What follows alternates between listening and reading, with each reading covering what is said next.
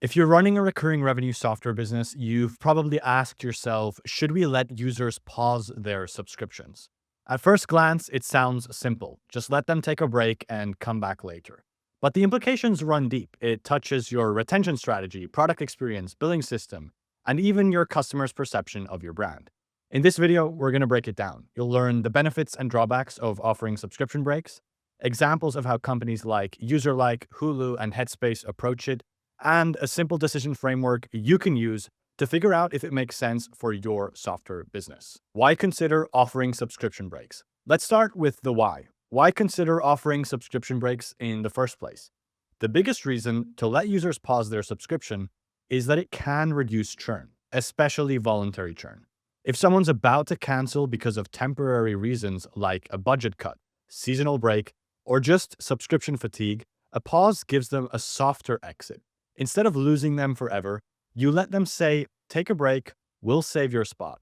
In fact, according to Recurly, usage of pause features grew by 66% year over year in 2024 alone.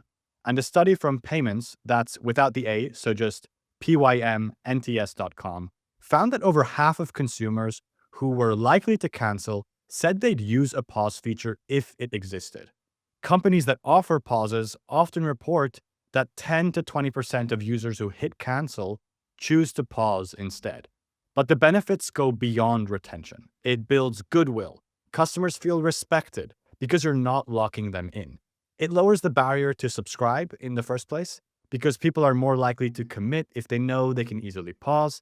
And it keeps you top of mind. Paused users are still reachable. You can re-engage them and invite them back. The trade-offs. That said, pausing isn't a free win. There are very clear and real trade-offs to consider.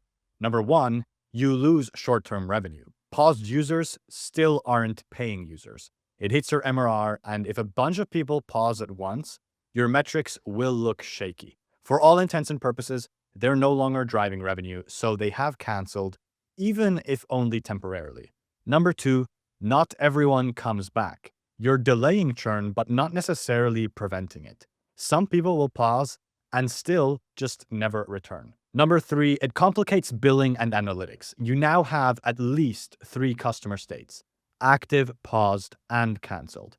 So you have to handle things like how long pauses last, when billing resumes, and what happens to usage limits or data access.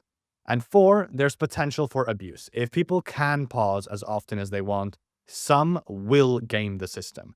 So you'll want to set limits maybe once every 6 months or only up to 3 months at a time. Bottom line, offering subscription breaks does introduce a new layer of complexity, and it only works if you're intentional about how it's implemented. Section 3, real examples. Let's take a look at a few real-world examples of how companies handle this. UserLike, a B2B live chat tool, offers a pause option when users try to cancel. Their CEO said about 20% of users who hit cancel end up pausing instead, which is pretty big, especially because many of their users are project-based, so pausing makes a lot of sense in their case, according to what they've shared. Hulu and Disney Plus both allow users to pause for a set time, like 12 weeks, and then automatically resume billing. This helps reduce churn from seasonal viewers who binge, leave, and come back later. FabFitFun, a beauty, fitness, and lifestyle subscription box service, lets users skip a box, which is essentially a pause. They surface this option during cancellation, and it saves a good chunk of would-be churn. Of course, this is an example outside of the software space, but it tends to be useful not to get tunnel-visioned into one vertical just for the sake of challenging your own thinking and trying to understand consumer behavior beyond just software products. On the flip side, Headspace, the meditation app, doesn't offer a subscription break feature. Instead, they just tell users openly to cancel and reassure them that their progress will be saved. The same goes for Spotify. They let you cancel and downgrade to their free tier. I'm sharing examples and counterexamples here intentionally. There is not one approach that just works in every scenario. Some companies build it indirectly, and others have a model where it works to let users cancel while making it easy to come back to their paid plan whenever they're ready.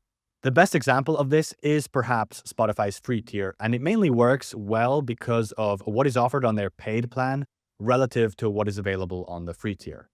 So, when should you offer subscription breaks? How do you know if subscription breaks make sense for your SaaS business? Here's a quick decision framework. Ask yourself these questions. 1. Are people canceling for temporary reasons like budget issues, not using it this month, too busy right now? If yes, the pause can save some of those users. 2. Is your product seasonal or project-based? If usage naturally comes and goes, pausing can help users align their billing with actual use. 3. Do you already have a free tier or easy downgrade path? If yes, a pause might not have huge downsides because that way, a break could allow users to avoid a total loss of access. 4. Is there a good way to implement it? Some billing platforms make it easy, others don't. If it's a big engineering lift, you'll need to weigh the opportunity cost of doing so. 5. Do you have a plan to re-engage paused users? A pause is only helpful if you follow up, send them updates, and remind them when their pause is ending. Invite them back and make sure that they reactivate. And finally, is retention your priority right now? If you're optimizing for long-term LTV, a pause can be a smart move. If you're chasing near-term revenue growth, it really probably is a bad time to try something like this. If you answered yes to most of these questions, offering a subscription break feature could be beneficial for your SaaS business. If you answered no to most questions, it might be more effective to focus on other retention strategies for the time being. So, to wrap things up, subscription breaks give customers control. It says, we want a long-term relationship, and we're okay giving you space. When done right, it can improve retention, boost trust, and win back users who might have been lost. But it's not for every product, and definitely not something to bolt on without a clear strategy. If you're considering it, use the framework we just covered. Start by offering it manually to users who try to cancel before actually building it into your product. Then, if the data looks good, bake it into your product as a feature.